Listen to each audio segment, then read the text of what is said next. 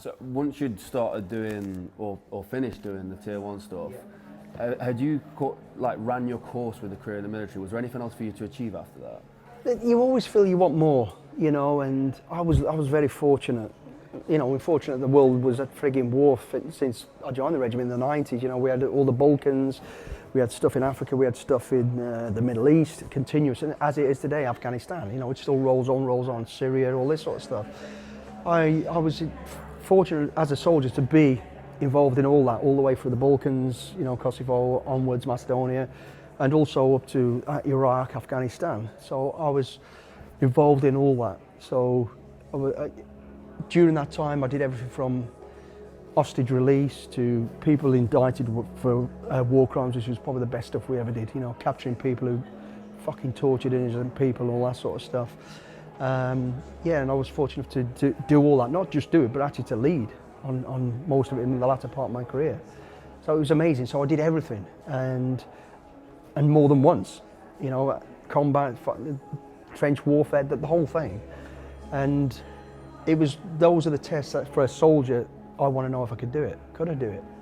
You know, and like I said, I was fortunate enough to be able to do that. And I always, I want the next mission, I want the next mission. And then you get to a stage in your career, you know, where you've got to step back a bit. We ain't as young as we used to be, you know. Leave the swinging through windows, jumping through doors and doing all that sort to the younger. You take a sort of back step of more of the planning side of it and the sweeping up at the end of it. So you go through that, and then I think towards the end, you step away from what we call the Sabre squadrons, which do all the Tier 1 work, and then we do a supporting role. So as a Sergeant Major then I made WO1, which is like an RSM status, but it's not the RSM. And I was sent out to the jungle school in Brunei, which I love the jungle, so I went out to Brunei and I ran the jungle school for the international sort of training of jungle warfare and tracking. So you're kind of taking a back step, but still a very important step because you're training people at that level, but you're not really on the operational side of it. Operationally, you probably get a call to, hey, how do you think about this? Can you give us an hand on that? So you'll always have a little bit of input where you could. And then after that, you know, I decided that was, you know, I always say, well, by then it was 27 years, and I thought, I'm pretty ready to leave now. You know, I can't go back to what I really want to do, and it's probably a good idea not to. It's time to look at something else and think about where I go next. And I did, although I stayed on as a reserve up until 2015, in fact, you know, so although I didn't do anything, I went into camp and did the gym, used the gym, meet people for coffee, have a beer, and that was it. You know, a few little exercise stuff, but yeah. So then you come out and do you go straight into private security? Yeah, I did. So basically what happened was, towards the latter end, I was kind of doing a bit of moonlighting, trying to find my feet, what can I do next? And a good friend of mine was running a security company that predominantly looked after A-list celebrities. And he just says, hey, would you be interested in helping me out on a few little jobs? I says, let me have a look at it. And I think the first one was Tom Cruise.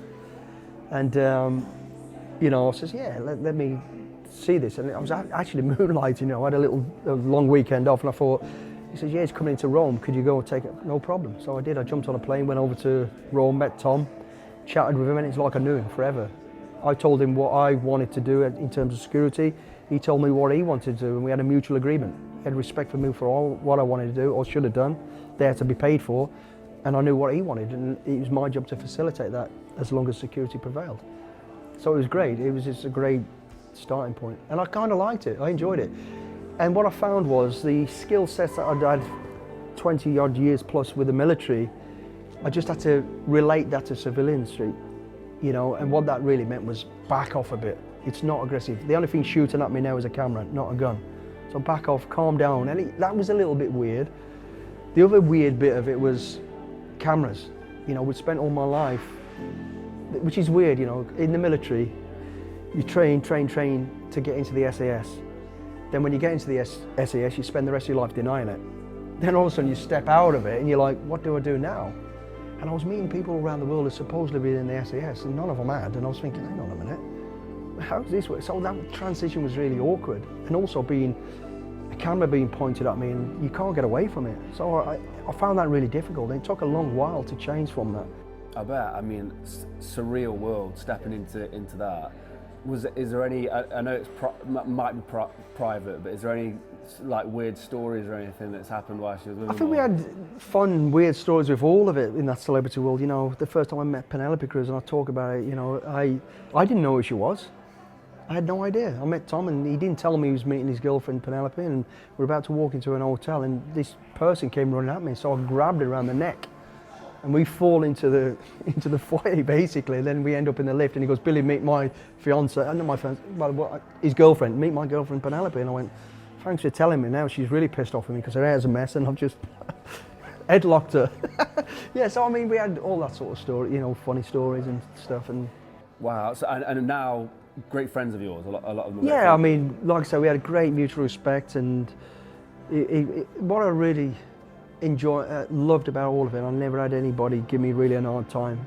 If I said, look, security, I wouldn't just say for the sake, if it was a security threat for whatever reason, and mainly it was because we were overpowered by overzealous fans, and that can turn dangerous pretty quick. You know, you can get trampled to death, and I knew I couldn't have control of it, and if you haven't got control of it, you're not doing your job.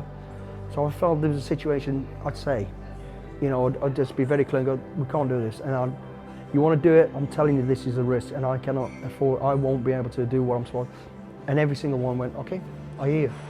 So it was great. And I think they really believed in me, but I think one of the key things, and thing I always remember, is everybody I met would go, "You're the security?" I went, "Yeah." Because I ain't like the biggest bloke in the world. And they go, "Oh, okay." But as soon as you start talking with confidence, they're like, "Wow."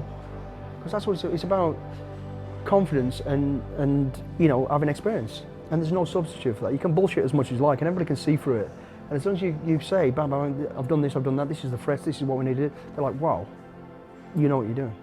Don't get me wrong, I can roll around the floor with the biggest, not a problem. But if I'm rolling around the floor with somebody, it means I'm not doing my job. You know, why don't I just do the smart thing? Old bull, young bull. How about I step back and bring in the meathead, let the meathead roll around the floor with them and we'll go around this way. So it's all about that, you know, and everyone I met, I sort of said my piece, how we do things and why we do things, and they went, "Yeah, I get that." And it worked.